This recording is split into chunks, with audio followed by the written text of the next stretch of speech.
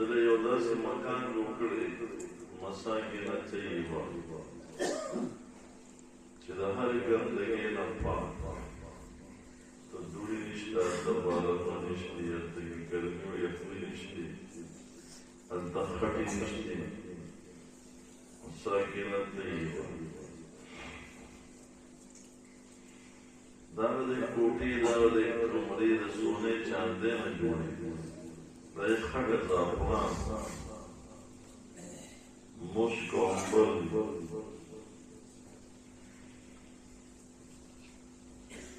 وایي دا جنتي چې اول بل جنت ته لاړ شي مخکې له به راغلي غیرمان او هغې یې بوځي دې په دې خپله کمره کې داسې پروزي. نو دلته خو چې موږ صرف داسې کوو چت راته ښکاري، صرف داسې هلته چت شپېته میله بلندۍ کې 80 کیلومتره نه میلونه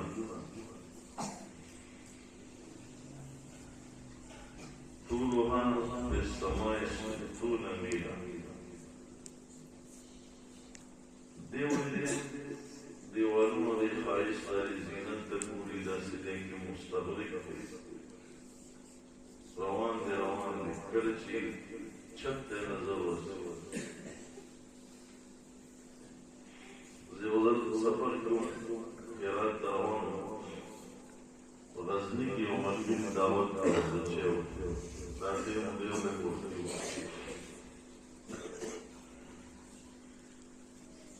نو هغه موږ ډېرې ته چې بوتلو په تیاره کې یو قسم سیلنګ او پای کې یو قسم بلکونه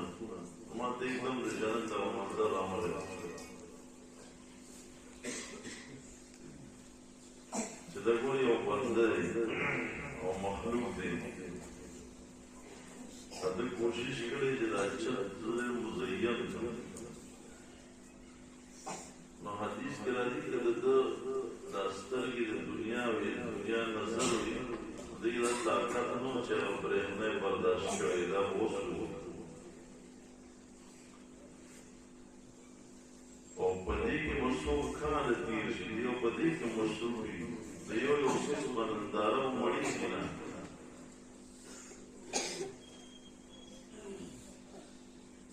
بیا دلته انسان د خوراک دپاره، څښاک دپاره، د لباس دپاره سروالې بروالې ګرځي. سات شیر سړی په مونږ دی کله کله سار کې ګرځم چې وګرځم کله نه بس تقریبا روزاني معمول دی. بیا راشم لږ شان خوب بیا درس ته راځم، هغه دا جنګي را سره وم ما ته یې عجیبه کار دی. سار شي خلک په رزق پسې منډې شروع کړي، تو اوده شي. نو ما یې هغه مونږ ته د رزق د شپې اخلو، دې ته د ورځې اخلو.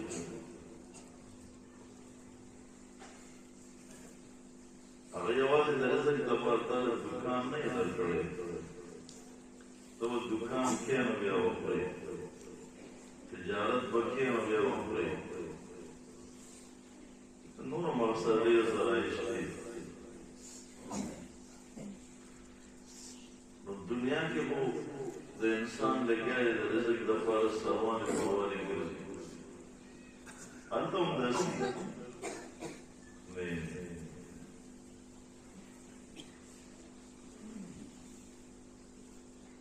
وبشر الذين آمنوا وعملوا الصالحات جنات تجري من تحتها الأنهار كلما رزقوا منها من ثمرة الرزق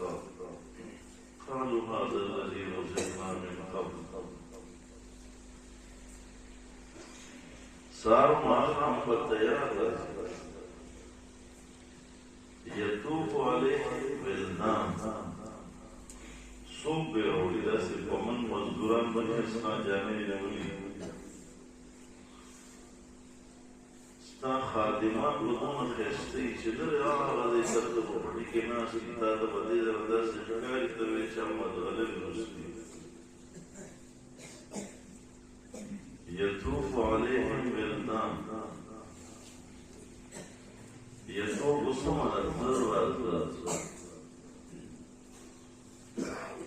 یو مجلس کې په یو دسترخوان باندې په یو قسم خوراک کې د یو نه زیات لذتونه او خوندونه وي ادې به بیا وي كلما رزقوا منها من ثمرة قالوا هذا الذي رزقنا من قبل تم پرون تا وصار د مرسبل سره وإذا ذكروا يجوا به متشابهة ذکر چې سارانه او د اوسنۍ شکل کې یو شان دي خادم ودی چې نسب چکتی او د اوس بل شي کروڑ کاله به تیر شي د هر مسلمان مورل لذت او خوند به له مخکې جدایي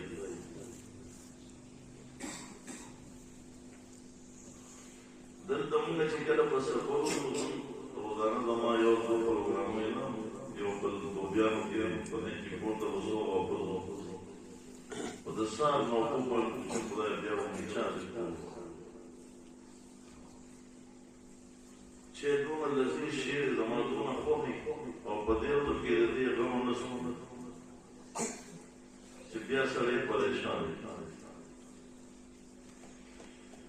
انت په کوټه کې دې نشته دې جنت نه پیژنې چې دې سفر سلوی خدمت خوراک کی یو اگرکیو تب وی چا دا مشکر سپریو کرتا دیگا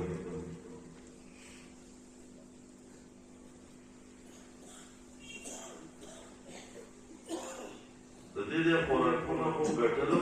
مصیبت دی خوڑلی بیا مصیبت دی اچھی ویه خوری نو بیا دیزان باره بول زان دیو مصیبت دی طول غم دی نا دا ضرورت استاده بدن دیو جنه دا مقصد او سنت الهی دی چې کوم شی دا ډېر ضروري دی ډېر ډېر آسان کړی دی